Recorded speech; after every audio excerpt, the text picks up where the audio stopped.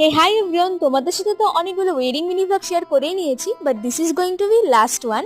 So একজন bridesmaid হলে যেমন বিয়ে নিয়ে বেশি মাতামাতি থাকে, তেমনই গ্রুমসমেড হলে কিন্তু রিসেপশন নিয়ে বেশি মাতামাতি থাকে। And this is the reception day. So রিসেপশনে পরেছিলাম লেহেঙ্গা, আর তার সাথে মেকআপ লুকটা আমি নিজেই ক্রিয়েট করেছিলাম, বাট যে আই লুকটা করেছি এটা কিন্তু এই ফার্স্ট টাইম ট্রাই করলাম, and I am obsessed with it.